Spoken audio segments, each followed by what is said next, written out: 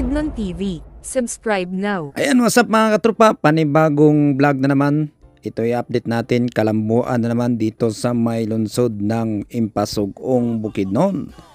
Ayan, shout out pala dito sa mga taga Barangay Kapitan Bayong. Ayan, dito at ito nasakop itong ina-update natin mga taga-tropa. Dito yan malapit sa papunta sa may itong kalsada na to. Ito yung entrance mismo, no, sa may Communal Ranch. Pa kanan ka, ito yung kalsada na to.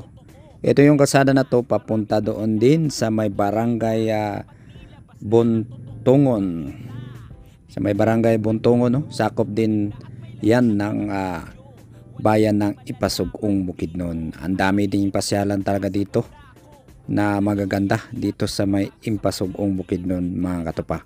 Yan, mega shout out pala sa gumagawa dito, ang MM Contractor, no. Ayan, no, napakaganda yung gawa nila ditong tulay.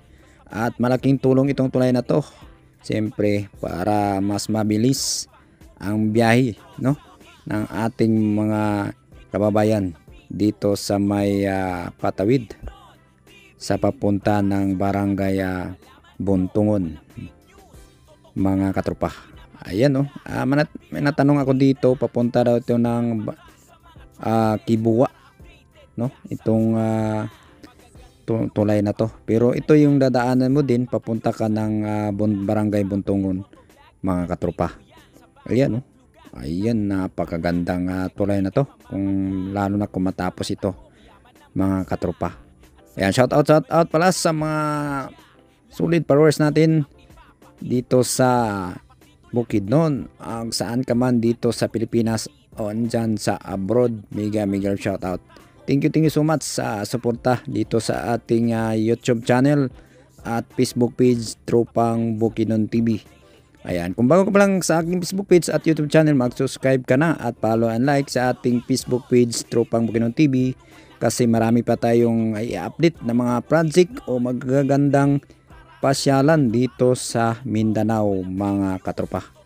Ayan, no, kita nyo naman kung gaano kaganda ang biyong tulay na to.